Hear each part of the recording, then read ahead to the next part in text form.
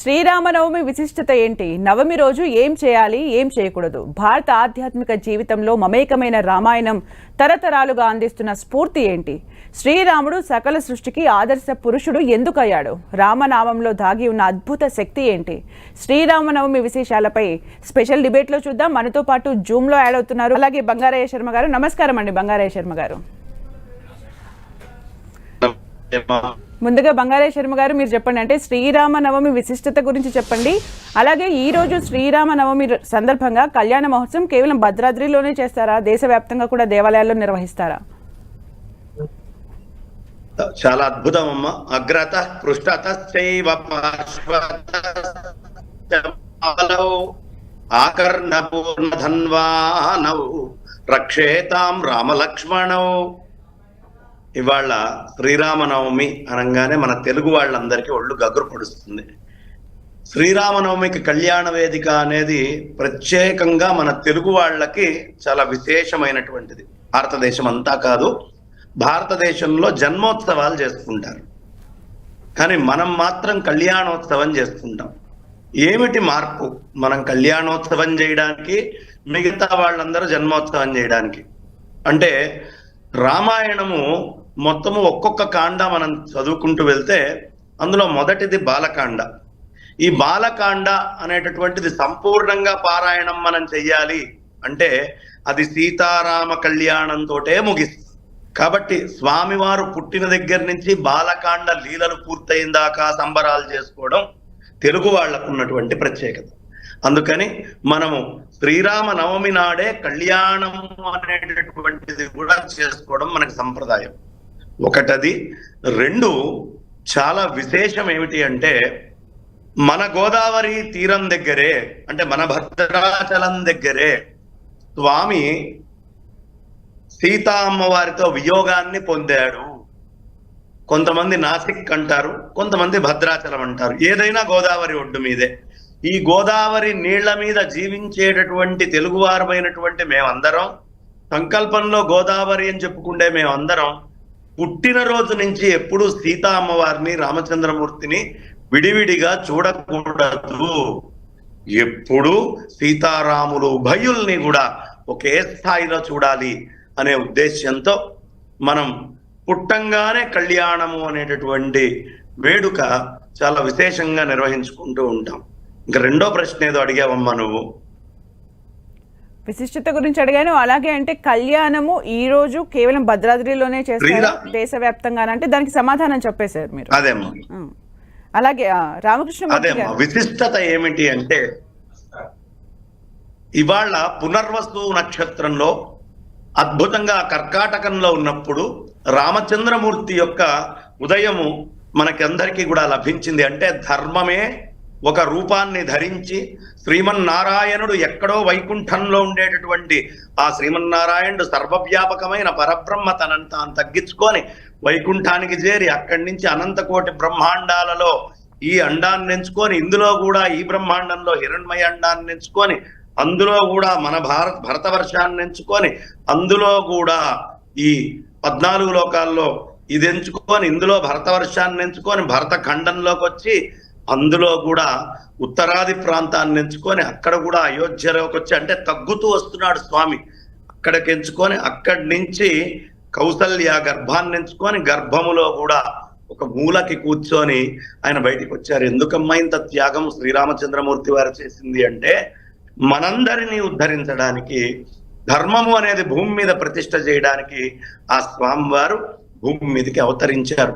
కాబట్టి రామావతారమే రామో విగ్రహవాన్ ధర్మ, మర్యాదా పురుషోత్తముడైనటువంటి రామచంద్రమూర్తి మనుష్యావతారాన్ని ఎత్తింది దేనికి అంటే ఈ మనుష్యులందరికీ శిక్షణ, ఎలా జీవించాలి, ధర్మంగా ఎలా ఉండాలి, తండ్రిని ఎలా గౌరవించాలి, తల్లిని ఎలా గౌరవించాలి, అన్నదమ్ములతోటి ఎలా మెలగాలి, మిత్రులతోటి ఎలా ఉండాలి, తన ప్రజతోటి ఎలా ఉండాలి, భక్తులతోటి ఎలా ఉండాలి, రాక్షసులతోటి ఎలా ఉండాలి, ఋషులతో జ్ఞానులతో ఎలా ఉండాలి, అలా ప్రపంచంలో మనం ఎలా ఉండాలి, భార్యతోటి ఎలా ఉండాలి, ఈ అన్ని విషయాల్ని ఆదర్శప్రాయంగా మనకి చూపించినటువంటి అవతారమే రామావతారము. ఈ రామ నవమి నాడు ఆ అవతారం మనకి లభించింది. అలాంటి ధర్మాలన్నింటినీ మనకి చూపించే అవతారం వచ్చిందే శ్రీరామనవమి. బంగారే శర్మ గారు, మీరు చెప్పనంటే చాలా అద్భుతంగా చెప్పారు. కృష్ణమూర్తి గారు, మీరు చెప్పనంటే దేశవ్యాప్తంగా కూడా రామనామము అందరినీ ఏకం చేస్తుంది. జై శ్రీరామ్ అన్న పదము అంటే నార్త్, సౌత్, ఈస్ట్, వెస్ట్ అసలు సంబంధం లేకుండా అందరూ ఒక తాటిపైకి తీసుకొచ్చే నామం. కానీ శ్రీరాముడి జీవితం నుంచి ఆదర్శాన్ని పొందుతున్నారా, కేవలం నామం వరకే ఉందా ఈ జనరేషన్? మీరేం చెప్తారు? రామ రామాయనుచు నిరతము మదిలోన స్మరణ చేయుము ఓయి మనసా, రామనామము తక్క అన్యమేదియుగూడ నీ స్వరూపముగాదు మనసా. రామనామాన్ని అంటేనే చాలా మార్పు వస్తుంది. ముందు రామనామాన్ని యావత్ భారతదేశంలో అందరూ నిత్య నిరంతరము రామ రామ రామ అంటూ తలుచుకుంటున్నారు. అది చాలా విశేషం. రామనామాన్ని అంటం వల్ల రావాల్సిన ఫలితం ఖచ్చితంగా వచ్చి తీరుతుంది. కానీ అదే సమయంలో రామచంద్రమూర్తి యొక్క ఆచరణని కూడా, ఆయన ధర్మాన్ని ఎలా తీసుకొని ముందరికి వెళ్ళారు, ఆ ధర్మం అంటే ఏమిటి, పెద్దల పట్ల మనం ఉండాల్సినటువంటి విధానం ఏమిటి, ఓ విశ్వామిత్రుల వారు ఫలానా పని చెయ్యని ఆజ్ఞాపిస్తే రామచంద్రమూర్తి ఎలా ఆచరించారు, తండ్రి మాటను ఎలా గౌరవించారు, ఆ విషయాల్లో కొంచెం జనాలు దూరంగా ఉంటున్నారు. రామనామంతో పాటు రామచరితాన్ని కూడా మనం ఆదర్శంగా తీసుకుంటే మన జీవనం మారుతుంది. ముందు ఏదో ఒకటి రామనామం అయితే అంటున్నారు కానీ పూర్తిగా రాముణ్ణి ఆదర్శంగా తీసుకోవట్లా. దాదాపు తల్లిదండ్రులను వదిలిపోయి ఎక్కడో విదేశాల్లో జీవించడానికి ఇష్టపడేటటువంటి వాళ్ళు పెరిగిపోతూ ఉన్నారు. ఎక్కడో తల్లిదండ్రులని మళ్ళీ తిరిగి వచ్చి సేవ చేయాలి అనేటటువంటి భావనల నుంచి దూరం అవుతూ ఉన్నారు. ధర్మము ప్రధానము అనేటటువంటి విషయము నుంచి కూడా దూరం అవుతూ ఉన్నారు. కాబట్టి రామనామాన్ని అంటే పాప పంకిలమంతా దూరం అవుతుంది. అదే సమయములో ఆ రాముడి యొక్క నిత్య జీవనాన్ని ఏదైతే ఆయన ఆచరించాడో దానిని కూడా మనం ఆచరిస్తే కుటుంబ వ్యవస్థ, కుటుంబాలు అందరము కూడా బాగుంటాం. భారతదేశంలో ప్రస్తుతం రామనామం వచ్చింది. రామనామము వచ్చింది అంటే రామచంద్రమూర్తి యొక్క జీవన విధానం కూడా అతి త్వరలో వస్తుంది. దీంట్లో అనుమానం ఏమీ లేదు. ముందు రామనామంతో ఆరంభమైంది కాబట్టి ఆ రామనామ ఫలితం వస్తుంది. ఇంకా ఆచరించాల్సినటువంటిది, రాముణ్ణి ఆదర్శంగా తీసుకోవాల్సినటువంటిది కూడా ఉంది. కాకపోతే చిన్న వయసు నుంచి పూర్వం రామాయణము అనేటటువంటిది పిల్లలకి చెప్పేవాళ్ళు. కానీ ఈ మధ్య కాలంలో ఈ పిల్లలకి స్కూల్ చదువులు తప్ప రామాయణం ఏమిటి, రామచంద్రమూర్తి చరిత్ర ఏమిటి, ఆ రఘువర చరితము, సీతాయా చరితం మహత్, దశశిరోవధ, దీన్ని ఎలా చెప్పాలి, ఈ విషయాలన్నీ కూడా మళ్ళీ మెల్లిగా కొంచెం పాఠ్యాంశాలలో చేరుస్తూ తల్లిదండ్రులు పిల్లలకి చెప్తూ ఆదర్శప్రాయంగా మళ్ళీ సమాజాన్ని మార్చాల్సినటువంటి అవసరం అయితే ఉందమ్మా. ఆ లోటు కనిపిస్తోంది. ఓకే, బంగారే శర్మ గారు, ఈరోజు శ్రీరామనవమి సందర్భంగా చాలా చక్కటి విషయాలను మాకు తెలియజేసినందుకు, మీ టైంని కేటాయించినందుకు ధన్యవాదాలండి. థ్యాంక్ యూ సో మచ్ అండి. ధన్యవాదాలమ్మా.